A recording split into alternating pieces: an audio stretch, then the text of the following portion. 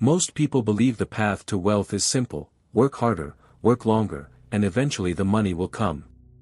Wake before sunrise. Sacrifice weekends. Chase promotions. Grind through decades, convinced that exhaustion is the currency of success. But here is the uncomfortable truth almost no one wants to admit: hard work, on its own, has never made anyone wealthy. Not truly wealthy. Not free. Sun Tzu understood something that modern productivity culture conveniently forgets. In The Art of War, he warned that the greatest victories are won before the battle even begins, not through brute force, but through position, timing, and strategy. A general who exhausts his army in a battle he was destined to lose is not brave. He is unprepared. Yet this is exactly how most people approach money. They throw effort at a battlefield they never chose, fighting an economic war with no strategy, no leverage, and no understanding of the terrain. Think about the people you know who work the hardest. The ones who never take a day off. The nurse pulling double shifts. The small business owner who hasn't taken a vacation in 6 years. Are they the wealthiest people you know? Rarely. Meanwhile, some of the richest men in history, Rockefeller, Carnegie, men who built empires, were not simply the hardest workers of their era. They were the sharpest positioners. This is not a script about avoiding work. Sun Tzu never told his generals to be lazy. He told them to be strategic, to understand exactly where their effort would matter, and where it would simply be wasted. Because effort without positioning is just motion. And motion, no matter how exhausting, is not the same as progress. By the time most people realize this, years are already gone.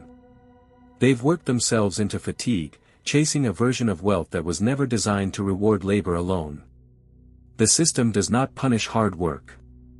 It simply doesn't pay for it the way people assume. So if hard work is not the answer, what is? Sun Tzu left behind a blueprint, one that has nothing to do with hustle, and everything to do with position, leverage, and timing. And the first principle begins with a question almost no one asks themselves before they start working at all. Before Sun Tzu ever spoke of tactics, he spoke of ground. He warned that a general who fights on unfavorable terrain has already lost, no matter how skilled his soldiers are. The terrain decides the outcome long before the first strike lands. And yet most people never ask this question about their own financial lives. They accept a job, an industry, a role, and they start fighting immediately, without ever checking whether the ground beneath them can actually produce a victory. Picture the wage earner who trades hours for dollars in a system with a hard ceiling. No matter how skilled he becomes, no matter how many extra shifts he takes, his income is capped by a number someone else decided on. He is fighting bravely. He is fighting exhausted. But he is fighting on terrain that was never designed to make him wealthy, only to keep him working. Now picture someone standing on different ground entirely. Not necessarily working harder. Sometimes working less. But positioned where effort compounds instead of resetting every month, a small equity stake, a skill that scales, a system built once and sold 1,000 times. Same battlefield, different terrain, entirely different outcome. This is not about blame. Most people were never taught to evaluate terrain at all. School trains soldiers, not generals.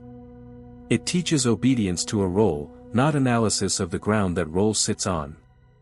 So ask yourself honestly, is the terrain you're standing on capable of producing wealth, or only capable of producing survival?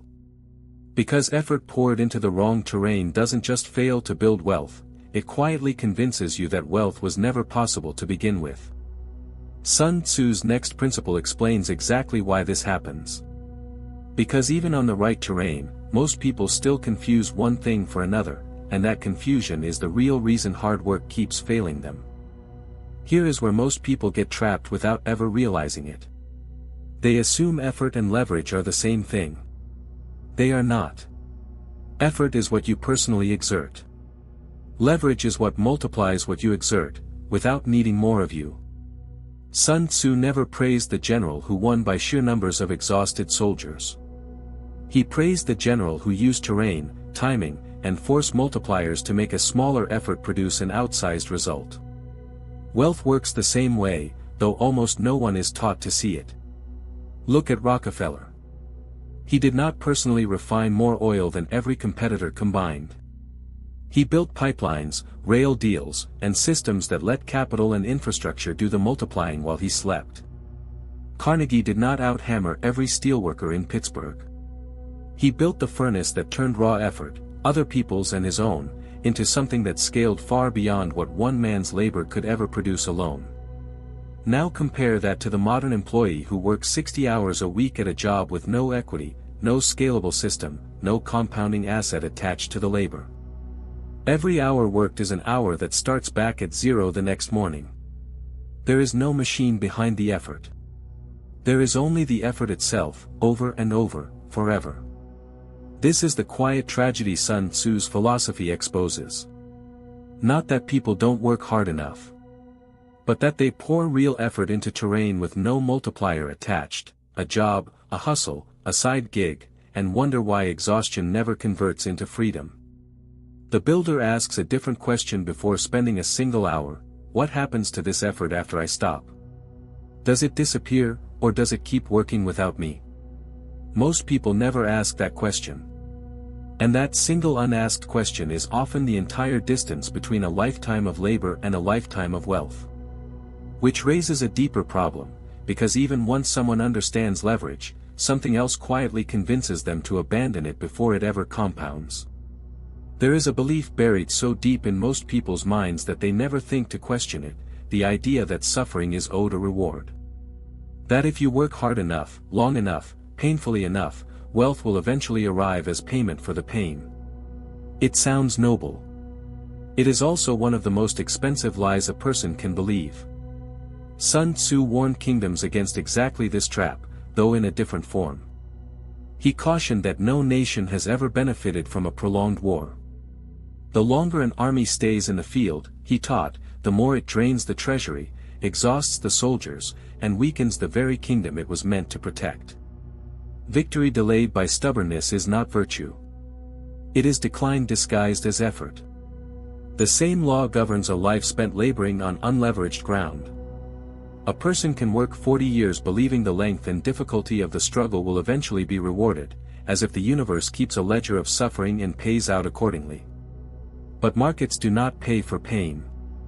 They pay for value, positioning, and ownership. A factory does not become more profitable because its workers suffered more. A business does not scale because its founder slept less. Think of the employee who has worked the same demanding role for 2 decades, certain that loyalty and exhaustion will eventually be recognized with real wealth, only to retire with a pension and gratitude, not freedom. He was not lazy. He was not undisciplined. He simply believed suffering was a currency, when it was never accepted anywhere as payment. This is the danger Sun Tzu identified in prolonged war: the longer you stay in a losing position out of pride or belief, the more it costs you, not just in time, but in identity.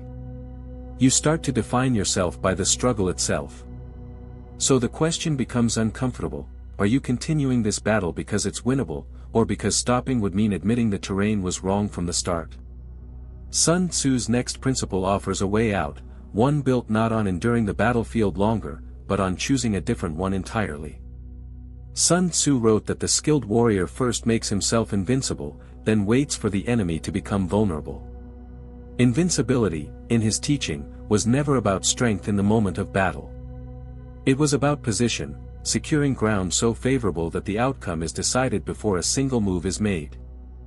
This is the piece almost entirely missing from how people approach money.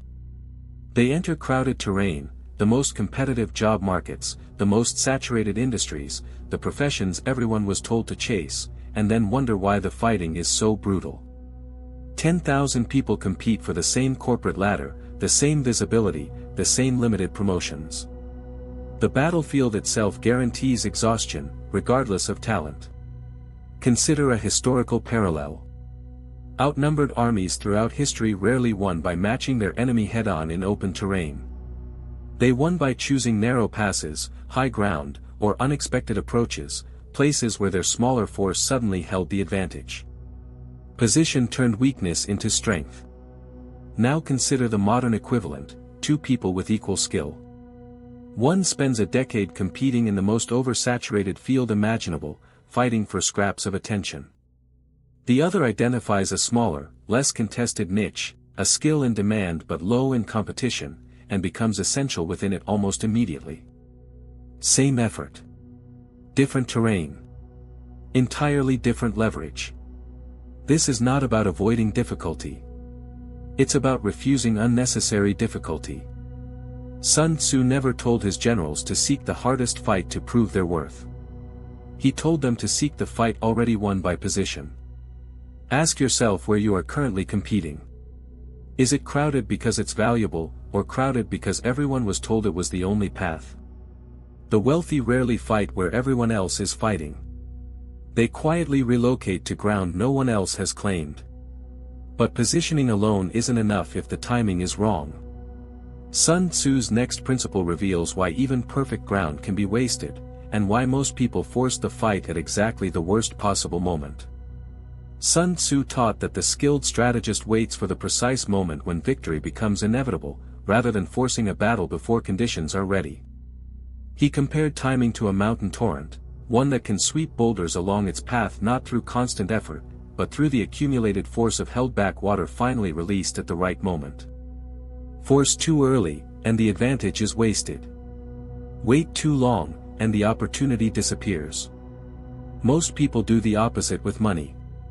They want the reward immediately, so they force outcomes, chasing quick wins, jumping between opportunities, abandoning good positions the moment they don't pay off instantly. Impatience feels like ambition. Often, it's simply poor timing disguised as urgency. Warren Buffett built one of history's largest fortunes not by finding faster ways to make money, but by refusing to rush. He held positions for decades, allowing compounding to do work that no amount of frantic effort could replicate. Charlie Munger described their approach plainly: sit still long enough, and let the advantage build itself. Neither man was in a hurry. Both men became extraordinarily wealthy precisely because of that patience.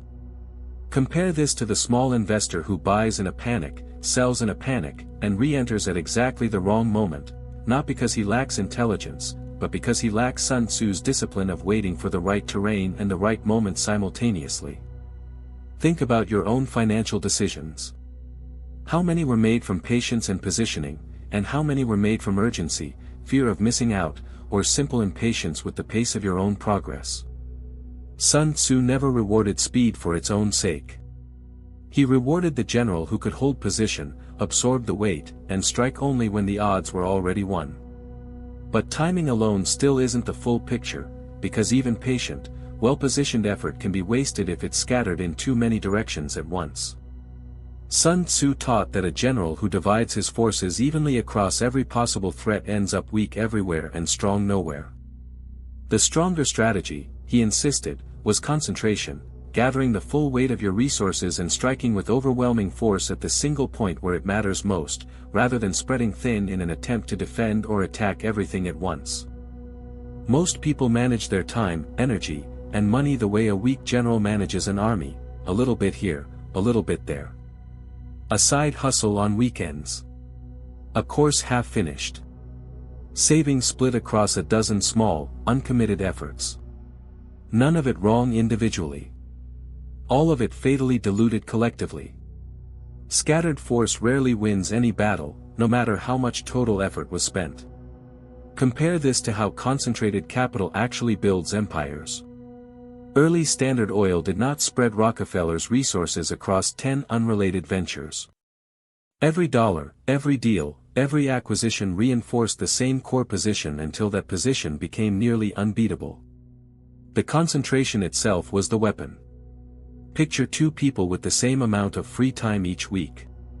One spreads 3 hours across 5 different unrelated pursuits: a little investing, a little freelancing, a little networking, never enough of any one to gain real traction.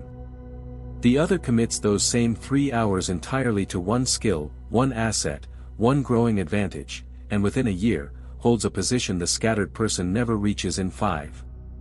This is not about working more hours. It's about refusing to let your limited hours fight a war on 10 fronts when concentrating them on one decisive front would already secure the outcome. Where is your effort currently scattered? And what would happen if every hour, every dollar, pointed at a single decisive advantage instead? Concentrated force wins the battle. But Sun Tzu's final principle goes even further, describing the rare kind of victory that requires almost no fighting at all. Sun Tzu's most famous teaching is also his most misunderstood. He wrote that supreme excellence is not winning 100 battles through fighting, but subduing the opponent without ever needing to fight at all. This was never about avoiding conflict out of weakness. It was about building such overwhelming position, leverage, and advantage beforehand that the outcome no longer required a struggle to secure. This is the final and highest form of wealth strategy, and it is almost the opposite of everything the hard work narrative teaches. The goal was never to labor forever. It was to design a position so strong that the wealth arrives without ongoing, exhausting combat for every dollar. Think of an investment that pays returns while you sleep. A piece of intellectual property licensed once, earning indefinitely. A business system that runs without its founder present every hour. None of these require the owner to keep swinging a sword. The battle was already won in the design, in the terrain chosen, the leverage built, the timing respected, the resources concentrated. The fighting happened in preparation, not in perpetual struggle. This is why some of history's wealthiest men eventually appeared to be doing less while earning more. Not because they stopped being strategic, but because their strategy had matured into position, assets working on their behalf, systems requiring no daily war to sustain them. Compare that to someone still trading hours for dollars decades into their career, still fighting the same battle they started with, no closer to a position that could ever win without them physically present. The war never ends for them, because it was never designed to end.